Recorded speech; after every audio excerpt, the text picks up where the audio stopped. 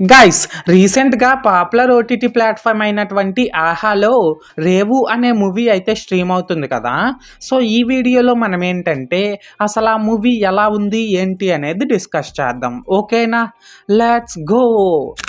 అయితే ఇక్కడ first of all ఈ మూవీలో స్టోరీ లైన్ ఏంటి అనే విషయానికి వచ్చినట్లయితే గైస్, కోస్తా సముద్ర తీరాన ఉన్నటువంటి పాలరేవు అనే విలేజ్కి చెందిన అంకాలు అండ్ గంగయ్య అనే ఇద్దరు బావమరుదులేమో చేపలు పడుతూ జీవనాన్ని కొనసాగిస్తుంటారు.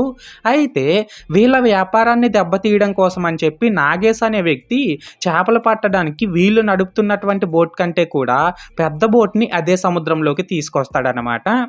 అయితే ఇక్కడ ఏంటంటే గైస్, అంకాలు గంగయ్య చేస్తున్న వ్యాపారాన్ని దెబ్బతీయడం కోసమని నాగేశ్ ఒక పెద్ద బోటుని తెచ్చిన తర్వాత అసలు ఏం జరిగింది ఏంటి అనేది మనమైతే మూవీలో చూడాల్సి ఉంటుందన్నమాట.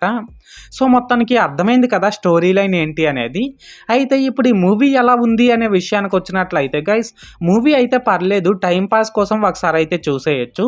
అండ్ ఇప్పుడు ఇందులో ప్లస్ పాయింట్స్ ఏంటంటే దీని డైరెక్టర్ తీసుకున్న బ్యాక్ డ్రాపే కానీ, న్యాచురల్ లొకేషన్సే కానీ, విజువల్సే కానీ ఇవన్నీ కూడా చాలా బాగున్నాయి.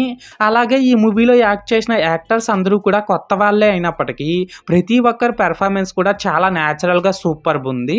దీనికి తోడు ఇందులోని బీజిఎం కూడా ఈ మూవీకి బాగా యాప్ట్ అయిందనమాట. ప్రతి సీన్ని కూడా బాగా ఎలివేట్ చేసింది బీజిఎం అయితే.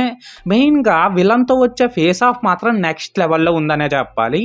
లాస్ట్గా ఏంటంటే ఇందులో ఎమోషనల్ సీన్స్ అన్నీ కూడా చాలా బాగా వర్కౌట్ అయినాయి అనమాట. సో మొత్తానికి ప్లస్ పాయింట్స్ విషయానికి వచ్చినట్లయితే ఇదన్నమాట మ్యాటర్.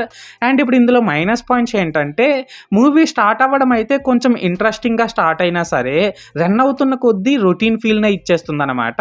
దీనికి తోడు ఇందులోని ఫస్ట్ హాఫ్ బాగానే ఉన్నప్పటికీ కూడా సెకండ్ హాఫ్ మాత్రం చాలా డ్రాగ్ చేసేసారనే చెప్పాలి. ఇంకా ఈ సెకండ్ హాఫ్లో స్టోరీ కంటే కూడా యాక్షన్ బ్లాక్సే ఎక్కువైపోవడంతో మనకైతే కొంచెం చిరాకు వచ్చేస్తుంది అనమాట.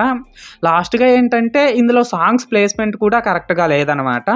సో మొత్తానికి మైనస్ పాయింట్స్ విషయానికి వచ్చినట్లయితే ఇదన్నమాట మ్యాటర్. అయితే ఇక్కడ ఓవరాల్గా ఏంటంటే గైస్, ఈ రేవు మూవీ బాగుందా బాగాలేదనేసి అంటే పర్లేదు, నేను ముందు చెప్పినట్లు టైంపాస్ కోసం అయితే ఒకసారి చూసేయచ్చు అనమాట. అయితే నేను ఈ మూవీకి 5కి 2.25 రేటింగ్ ఇస్తున్నా. సో మీరు కూడా ఒకవేళ ముందే ఈ మూవీని చూసినట్లయితే మీరు దీనికి ఎంత రేటింగ్ ఇస్తారో అది కామెంట్ సెక్షన్లో చెప్పేయండి. ఓకేనా, this is Lokesh signing out. జై హింద్.